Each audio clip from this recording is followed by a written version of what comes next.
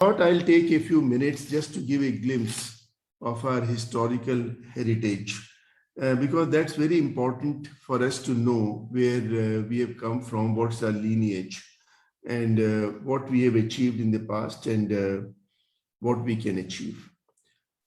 I don't know how many of you are aware that in 17th century, India had more than 1/4 of the world's GDP. It's recorded history. It is there. You can Google, you can see any number of historical books on economic history and so on. It was about 27% up to 17th century. Later on, gradually, when India was occupied by the British, who I wouldn't say looted and plundered India, but gradually took away most of the wealth. India's GDP fell down to nearly 3% of the world's GDP.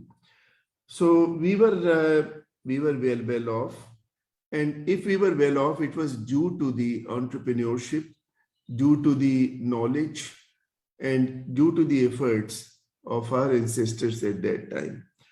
Some of the more recent ones we know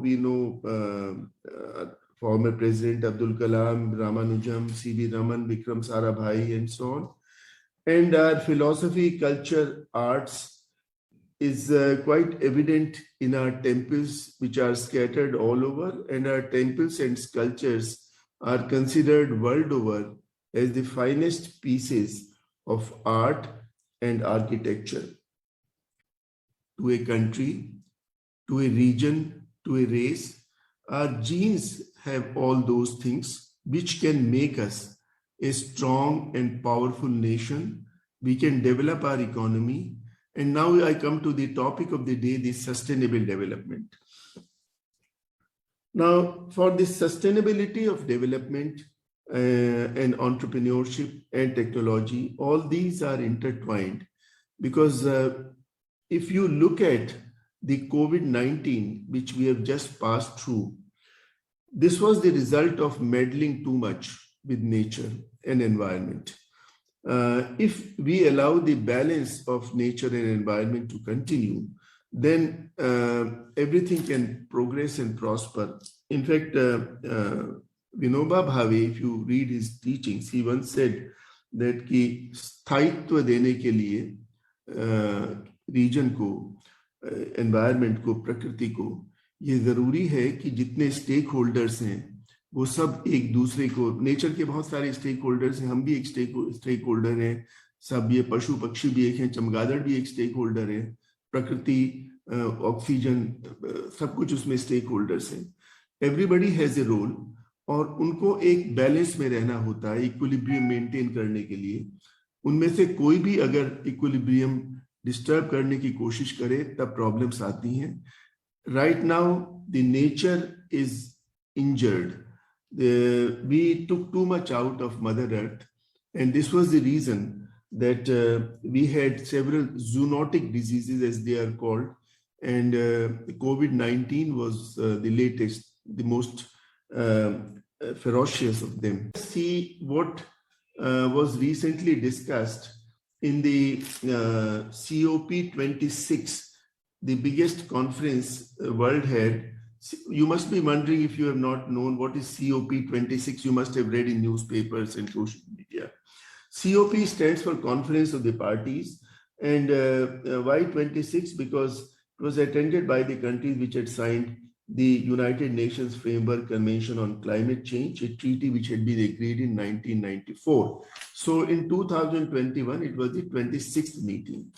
Now, this meeting was held basically to discuss the current situation of climate change and where we stand in the environmental balance. The Economic Forum supported and praised India for our strategy, the net zero economy, which would be our aim to achieve by 2070, but by 2030, it would generate $1 trillion in economic opportunity and massive jobs.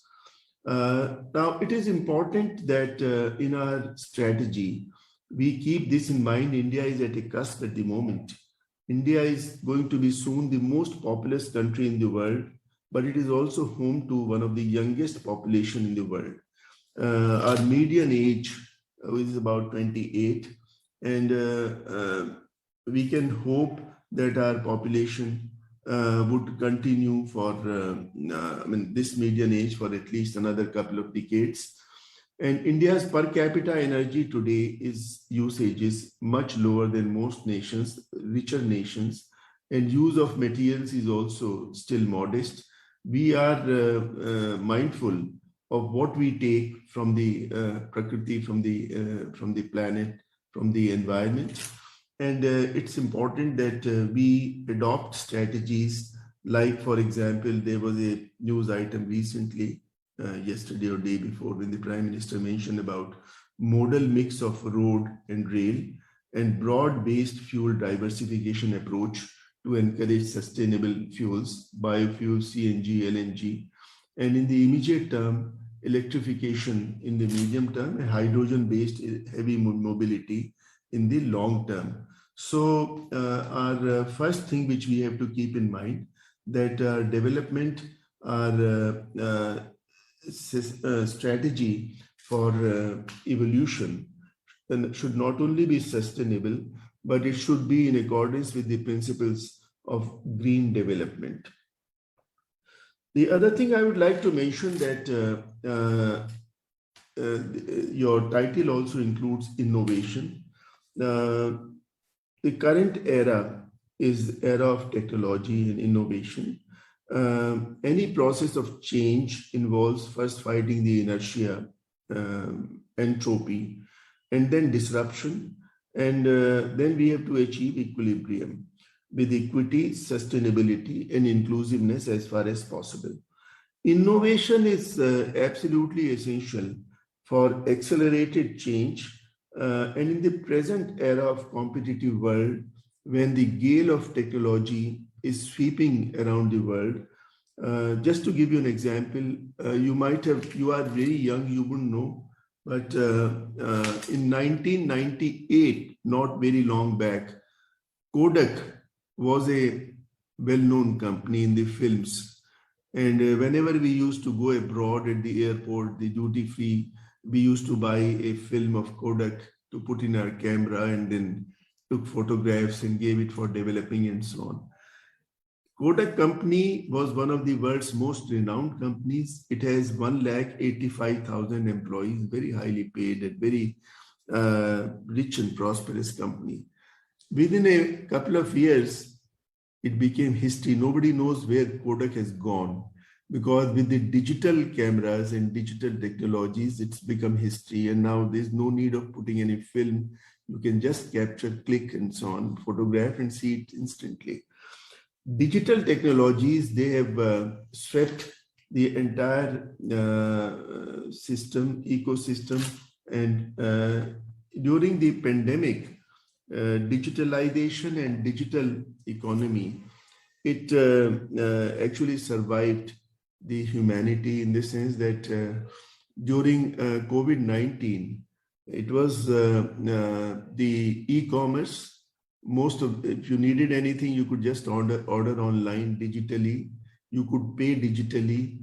You could consult the doctor digitally by remote mechanism, tele consultation. You could study. Even today, we are having this conference digitally. So digitalization became the buzzword.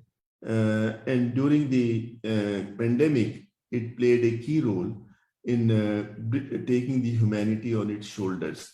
So technology has to play a big role.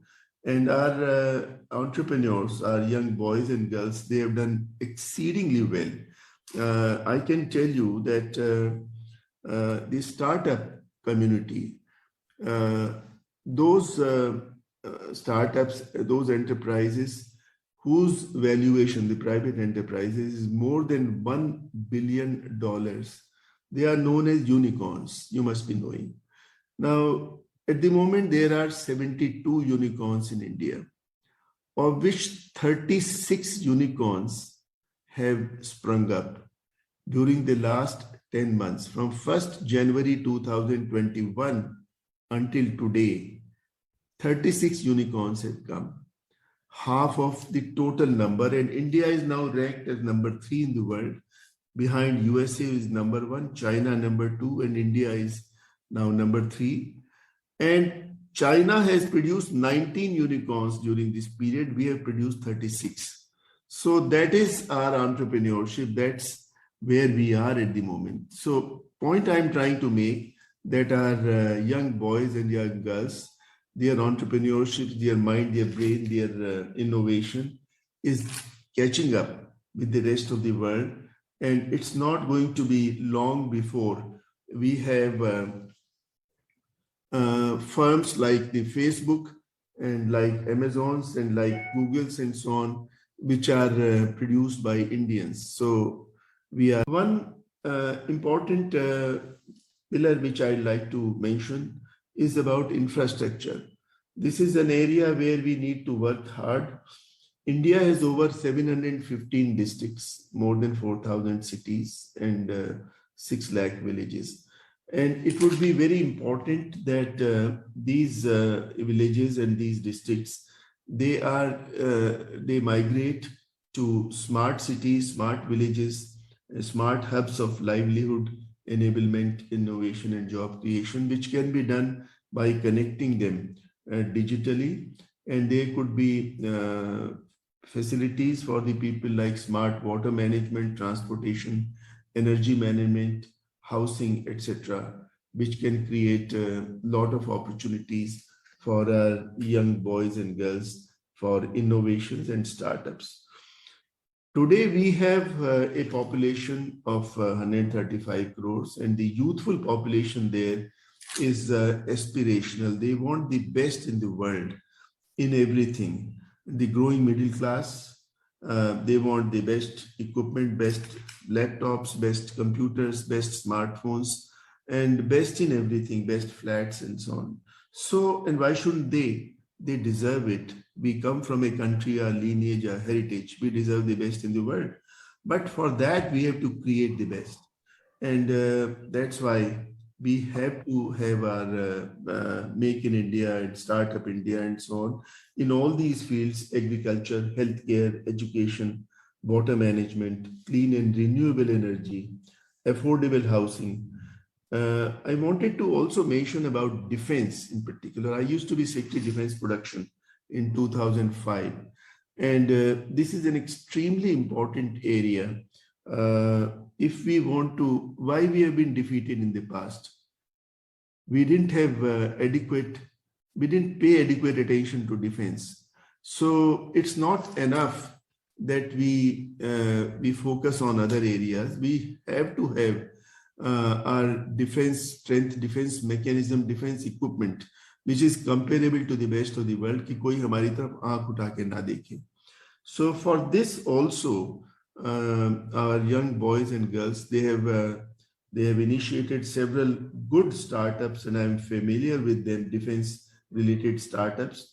There are startups which are also supporting space travels and other things. So in conclusion, I would like to say that our MSMEs, they have proved to the rest of the world that India has arrived. It is the moment of India. It is the age of India.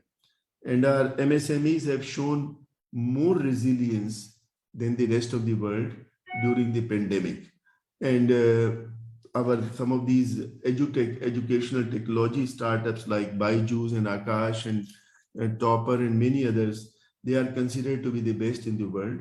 In fact, some of these technologies are also being used in government schools also in Haryana, for example, and they have created wonders. So we should be using these technologies of 5G communications, mobile, artificial, AR, VR, AI technologies.